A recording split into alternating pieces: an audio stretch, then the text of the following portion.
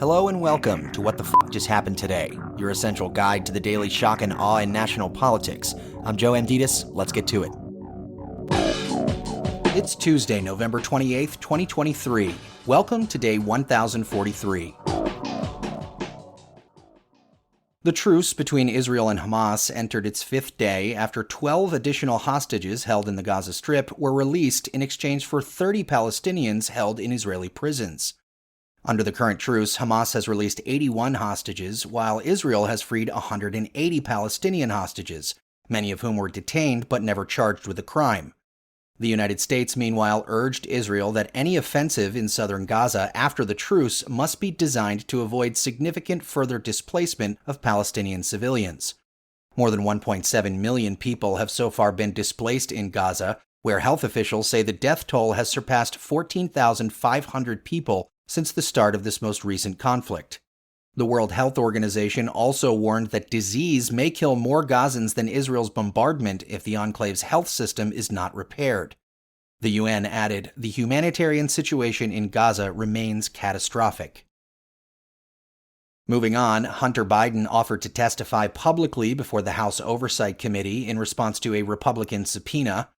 Hunter Biden's attorney accused Republican lawmakers on the committee of selectively leaking information from closed-door depositions with other witnesses in the ongoing impeachment inquiry into Joe Biden, saying, "We have seen you use closed-door sessions to manipulate, even distort the facts and misinform the public.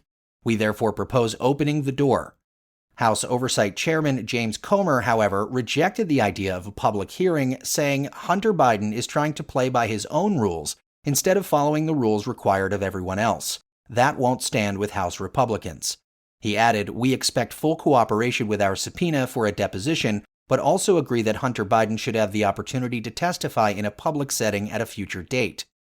The House Republican inquiry has not provided any direct evidence that Joe Biden has committed any wrongdoing, and the White House also accused House Republicans of abusing their power and throwing spaghetti at the wall after failing to produce evidence to support their allegations. And finally, the political arm of the Koch network endorsed Nikki Haley for the 2024 GOP presidential nomination.